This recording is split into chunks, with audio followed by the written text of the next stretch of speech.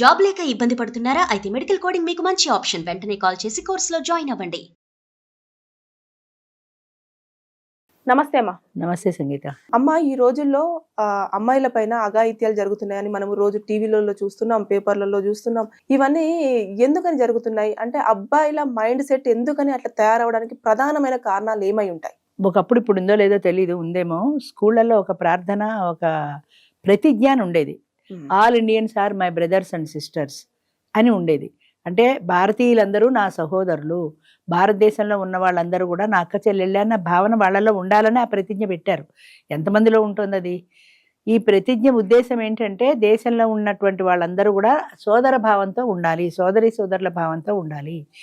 అది elementary school, high school నుంచే love letters మొదలవుతున్నాయి కదా. అవునవును. మీరు కాలేజీకి వెళ్ళేదాకా ఎక్కడ ఉంటున్నాయి. సో అంచేత నేను ఫస్ట్ ఎలిమెంటరీ స్కూల్లో ఉద్యోగం చేశాను రావులపాలెంలో. అప్పుడు 3వ క్లాస్ అబ్బాయి, నువ్వు నిజంగా చెప్తున్నాను ఇది, అది నేను కళ్ళతో చూసింది. 3వ క్లాస్ అబ్బాయి 4వ క్లాస్ అమ్మాయికి ఒక లవ్ లెటర్ రాశాడు. రాసి వాడు ఫ్రెండ్కి ఇచ్చి పంపించాడు. అప్పుడే ఆ రోజుల్లో, ఎప్పుడు 1983లో చెప్తున్నాయి. కాగితం లాక్కొని వాడిని 2 తిట్టి ఏం రాశాడని చూస్తే వాడికి ఆలే రావు. వాడు ఏం రాస్తాడు లవ్ లెటరు? దాంట్లో ఏదో 2 పిచ్చి గీతలు పెట్టాడు, ఏదో 2 గీసాడు. ఏం రాయలేదు వాడికి, రాతే రాదా ఆలే రావు సరిగా. ఏం రాయలేదు, నేను నిన్ను ప్రేమిస్తున్నాను వాడు రాయలేదు. ఏం రాయాలో కూడా తెలియదు ఆ ఏజ్కి బహుశా. కానీ ఆ అమ్మాయిని చూసి వాడికి ఇష్టమైంది, రాయాలని మాత్రం అర్థమైంది. సినిమాల్లో చూస్తుంటారు కదా, రాశాను ప్రేమ లేఖ నేనని పాటలు, అంచేత అది రాయాలనిపించి వాడు ఏదో రాసి వాడి ఫ్రెండ్కి ఇచ్చి పంపించాడు. అది లాక్కొని చూస్తే ఇది. దీనికి కారణం ఏంటి? అసలు రాయాలనే భావన వాడిలో ఎందుకు కలిగింది? ఇప్పటి సినిమాలు. అది 83 సంఘటన చెప్తున్నాను నేను. ఇప్పుడు 2003, 2004 వెళ్ళి 2005కి వచ్చాం. ఈ 25-30 ఏళ్లలో సమాజం ఎంత మారిపోయింది. ముఖ్యంగా ఈ టీవీలు, ఫోన్లలో ఎన్ని అశ్లీలకరమైన దృశ్యాలు, ఎన్ని ప్యాకేజీలు, ఎన్ని అడ్వర్టైజ్మెంట్లు ఉంటున్నాయో చెప్పలేము. నాకు తోడునడా పేరు మీద యూట్యూబ్లో ఒక ఛానల్ ఉంది. ఆ ఛానల్లో మరి ఎలా పెడతారో తెలీదు, కొంతమంది పెడతారు ఆడవాళ్ళది. నా వయసు 45, నన్ను సంతృప్తి పరిచే మగాడు కావాలి. రియల్లీ ఈసారి వస్తే నేను పంపిస్తాను. చూసావా అలాంటివి ఎప్పుడైనా? చూసానమ్మా. అదే ఎలా వస్తున్నాయి అసలు? అమ్మాయి ఫోటో ఉంటుంది, మనిషి ఉంటుంది, వీళ్ళెవరు ప్రాస్టిట్యూట్సా, ఫ్యామిలీ వాళ్ళ, అసలు ఎలా వస్తున్నాయి అవి? ఇలాంటి భయంకరమైనటువంటి మెసేజ్లతో ఎలా పెడుతున్నారో నాకు అర్థం కాదు. విత్ నెంబర్ కాంటాక్ట్ నెంబర్ ఇస్తారు. ఎలా పెడుతున్నారు వీళ్ళు? దీన్ని చూసి ఎవడైనా కాల్ చేయొచ్చు కదా. కాల్ చేస్తే నువ్వు వాడి ఆ నైట్కి బుక్ చేసుకుంటావా? అదే అర్థం కాదు నాకు ఇప్పటికీ. అది మా దాంట్లో ఎలా వస్తున్నాయి, అది ఇప్పటికీ అర్థం కాని ప్రశ్న అది. సరే, అలాగా ఈ ఫోన్లలో కానీ సినిమాల్లో కానీ రేప్ సీన్ చూపిస్తారు. సినిమాలో ఎంత క్లియర్గా చూపిస్తారు. అంతకు మించి ఈ యాప్స్లో సినిమాలు వస్తాయి కదా, నెట్ఫ్లిక్స్ వాటిలో మొత్తం అంతా చూపిస్తారు. దాదాపు మొత్తం అంతా చూపిస్తారు. అలాంటివి చూసినప్పుడు సహజంగా వయసులో ఉన్న పిల్లలు ఏమవుతారు? టెంప్ట్ అవుతారు కదా. వాళ్ళని మనం ఎటువైపుకి తీసుకెళ్తున్నాం అంటే వాళ్ళ ధోరణి మారుస్తున్నాం కదా. వాడు ఏదో పుస్తకం చదువుకుందామన్న వాడు ఇది చూస్తే వాడు ఫ్రెండ్ చూసినా వీడికి పంపిస్తాడు, ఒరే ఇది చూడరా బాగుంది అని. వీడు వెంటనే చూస్తాడు. అంచేత దీనికి సగం కారణం ఈ అశ్లీలకరమైనటువంటి దృశ్యాలు ఈ యాప్ల్లో కానీ, ఫోన్లో కానీ, సినిమాల్లో కానీ చూపించడం. ముద్దు సీన్కి అసలు అడ్డమే లేదు సినిమాల్లో కూడా. పూర్వం ఎలా చూపించారు తెలిసిన అంటే 70-80 ఏళ్ల కిందట 2 పువ్వులు ఇలా ఇలా అనుకుంటాయి. లేదా వాళ్ళిద్దరు చెట్టుచాటుకి వెళ్తారు. చెట్టుచాటుని ఏం జరిగిందో మనకి తెలియదు. మూతి తుడుచుకుంటూ సిగ్గుపడుతూ హీరోయిన్ బయటకు వస్తుంది. అంతే, ఇది వరకు అంతకంటే లేదు. మనం ఊహించుకోవాల్సింది. ఇప్పుడు అది పోయి మొత్తం జురుకోవడం చూపిస్తున్నారు. చూపిస్తుంటే ఇవన్నీ చూసిన యంగ్స్టర్స్ అంటే అప్పుడే టీనేజ్లోకి వస్తున్న పిల్లల భావాలు ఎలా ఉంటాయి? అది ఎటు కాని వయసులో ఉంటారు వాళ్ళు.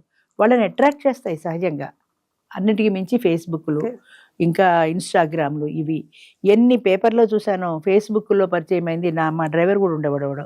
ఫేస్బుక్లో పరిచయం అవుతుంది ఆ పిల్ల. ఎవరో మంచి చెడ్డ ఏమీ తెలియదు.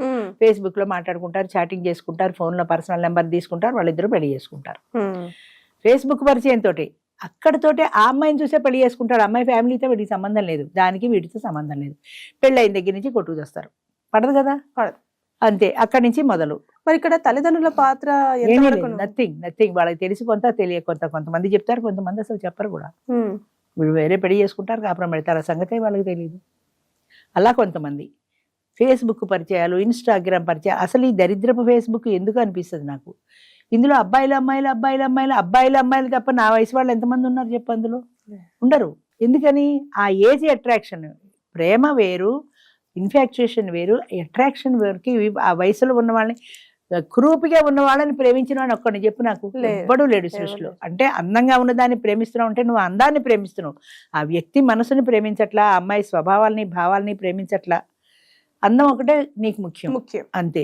అందాన్ని చూసి ప్రేమిస్తారు, పడిపోతారు ఇందులో. ఇంకా అక్కడి నుంచి ఎవరి దారి వాళ్ళదే, మళ్ళీ కొట్టుకుంటారు, విడిపోతారు. ఎందుకు ఈ ప్రేమలు అంటే బాగుంది, అప్పట్లో వాళ్ళకి అదే ప్రపంచం. అంటే మరి ఇప్పుడు ఎలాంటి పాయింట్స్ చెప్పాలంటారు ఇప్పుడు ఉన్న మగ పిల్లలకి పాఠ్యాంశాలు స్కూల్లో టీచర్ పాఠం చెప్పేటప్పుడు, ఇప్పుడు శివాజీ కథ ఉంది, శివాజీ కథలో మనం విన్నాం, ఆవిడ భారత భాగవతాలు రామాయణాలు అందులో ఉండే వీరుల కథలు చెప్పి శివాజీని వీరుడిగా తీర్చిదిద్దింది అని. అంచేత మనం చిన్న చిన్న పిల్లలుగా ఉన్నప్పుడు వాళ్ళ మనసులో మనం వాళ్ళకి నాటాల్సింది ఏంటంటే ఈ సోదర భావం ఉండాలి, పరస్త్రీని మనం ఆశించకూడదు, సహాయం చేసే గుణం ఉండాలి, ఇలాంటి మంచి లక్షణాలు ఏవో చెప్పాలి. అసలు పేరెంట్స్కి ఖాళీ ఎక్కడుంది ఇలాంటి మంచి లక్షణాలు చెప్పడానికి? స్కూల్లో టీచర్ చెప్పాలి. స్కూల్లో టీచర్లు వాళ్ళ సిలబస్ వాళ్ళది, కానీ ఇలాంటివి ఎవరు చెప్పరు, చెప్పినా వినరు. అంచేత వాతావరణమే మారిపోయింది. స్కూల్లో టీచర్లు, ఇంట్లో పేరెంట్స్, పిల్లల పట్ల ప్రత్యేక శ్రద్ధ, ఇండివిజువల్ అటెన్షన్ ఉండాలి. టీచర్స్లో కూడా 40 మంది పిల్లలు నీ క్లాస్లో ఉంటే వాడు పాఠం విన్నారా లేదా, బాగా రాశారా లేదా కాదు, ఇండివిజువల్ అటెన్షన్. అంటే నువ్వు పాఠం చెప్పేప్పుడు వాడు శ్రద్ధగా వింటున్నాడా, అమ్మ నాన్న ఆట ఆడుకుంటున్నాడా స్కూల్లో, వాడు ఏం చేస్తున్నాడు అనే విషయం తెలుసుకోవాలి. కుర్చీలో కూర్చొని చదువుతారు పాఠం పుస్తకం. కుర్చీలో కూర్చుంటే లాస్ట్ బెంచ్లో వాడు నీకేం తెలుస్తుంది? నువ్వు పాఠం చెప్పినసేపు 40 నిమిషాలు క్లాసులో కలిగి తిరుగుతూ పాఠం చెప్పు, ప్రతివాడు అలర్ట్ అవుతాడు. కనీసం టీచర్ చూస్తే తిడుతుందని ఆ 40 నిమిషాలైనా వాడు జాగ్రత్తగా ఉంటాడు. అలా ఎవడు పూర్గా ఉన్నాడు చదువులో, ఎవడు వెనకబడ్డాడు వాడిని పిలిచి వాడు పర్సనల్ అడుగు, నువ్వు వాడు ఎందుకు చదువులో వెనకబడుతున్నావు, నువ్వు ఫ్యామిలీ హిస్టరీ ఏంటి, నీకు ఏమిటి ప్రాబ్లము అని పర్సనల్ అటెన్షన్ తీసుకుని వాళ్ళకి కొంచెం జాగ్రత్తగా చేయగలిగితే పిల్లలు మంచిగా అవుతారు. ఒక మైనపు ముద్దలాంటి వాళ్ళు. మనం ఏ ఆకారం తీసుకొస్తే ఆ ఆకారంలోనే వస్తారు వాళ్ళు.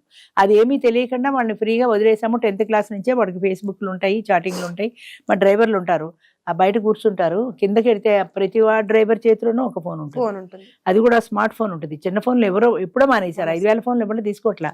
స్మార్ట్ ఫోన్లో వీడు ఏం చూస్తుంటాడు, కారులో కూర్చుంటాడు, తలుపులన్నీ వేసేసుకుంటాడు. ఎందుకురా గాలి ఆడకుండా కారులో బయట కూర్చోవంటే వాడు చూసేవి సీక్రెట్వి, అందుకని అందరూ చూడకూడదు కదా, కారులో తలుపు వేసి కూర్చొని చూస్తుంటారు.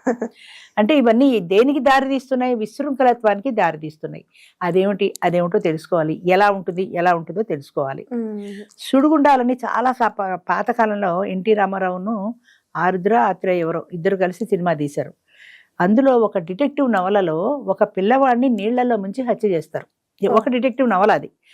ఆ నవల చదివిన టీనేజీ పిల్లలు హత్య చేస్తే ఎలా ఉంటుంది, ఆ ఫీలింగ్ ఎలా ఉంటుంది అనే ఉద్దేశంతో ఈ అక్కినే నాగేశ్వరరావు కొడుకుని తీసుకెళ్లి కిడ్నాప్ చేసి వాడిని నీళ్ళల్లో ముంచేసి చంపేశారు. కారణం ఏం లేదు, కేవలం అందులో ఈ చదివిన దాంట్లో ఎలా ఉంటుంది అనే క్యూరియాసిటీ.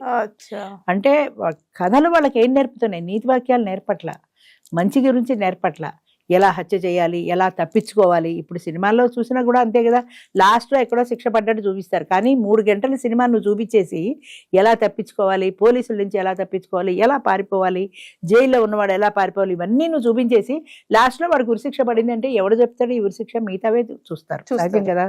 అంచేత మంచిని ఎవరు మెసేజ్ పెట్టట్లేదు, మంచి కావాలని ఎవరు చెప్పట్లా. చిన్నప్పుడు పేరెంట్స్ చెప్పట్లా, స్కూల్లో టీచర్స్ చెప్పట్లా, కాలేజీలో లెక్చరర్స్ చెప్పట్లా, ఇక వీడి ఫ్రెండ్స్ అందరూ ఇలాంటి వాతావరణం ఉన్న ఫ్రెండ్సే కలుస్తారు అందరూ. ఒరే అందులో ఫేస్బుక్లో ఇది వచ్చింది చూసావా, ట్విట్టర్లో ఇది వచ్చింది చూసావా అంటే అవి చూసుకుంటూ ఆనందిస్తారు తప్ప ఇది తప్పు అని మందలించే వాళ్ళు లేరు. అంచేత యంగ్ జనరేషన్ పాడైపోతుందంటే దానికి కారణం పేరెంట్స్, దానికి కారణం వాడి టీచర్స్, వాడి ఫ్రెండ్స్. మన వాళ్ళు చెప్తారు ఫ్రెండ్ని చూసి వీడు ఎలాంటి వాడో మనం ఈజీగా కనిపెట్టచ్చు అంటే, ఫ్రెండ్ అలాంటి లక్షణాలు ఉంటే వాడితో స్నేహం చేసిన వాడికి అలాంటి లక్షణాలే ఉంటాయి. అందుకని వాతావరణంలో అసలు సిస్టంలోనే మార్పు రావాలి. అది మన వల్ల కాని పని, కానీ పేరెంట్స్కి తెలియాలి నా పిల్లాడు ఇలాంటి తప్పుడు పని చేయకూడదు, అలాంటిది పేపర్లో పడిందంటే వాడు పెద్ద పెద్ద కళ్ళు వేసుకుని చూసి చదివి ఎలా ఉంటుంది అని వీడు కూడా ట్రై చేస్తాడు. అంచేత అలాంటిది చూస్తే వాడి కళ్ళ పడితే తప్పు నాన్న, అలాంటి పని చేయకూడదు మనం, అది చాలా పాపం, మహాపాపం, తప్పో రైటో నువ్వేం చెప్పు, అది తప్పు, అలాంటి పని చేయకూడదు అన్న భావన పిల్లల్లో కలగాలి. అది కలగటం లేదు ఎక్కడ. అది కలగడానికి తగిన వాతావరణం ఇంట్లోనూ లేదు, బయట లేదు. అమ్మ నాన్న రూమ్ వేరు, నెలల పిల్లల నుంచే రూమ్ వేరు. ఇది వరకు 5-6 ఏళ్ళు వచ్చేదాకా తల్లి పక్కలోనే పడుకున్నాం పిల్లలు, ఇప్పుడు వేరు కదా, నెలల పిల్లలు కూడా పాల బాటిల్ ఇచ్చి వేరే పంపిస్తున్నారు. ఇవన్నీ మనకి ఏం నేర్పుతున్నాయి?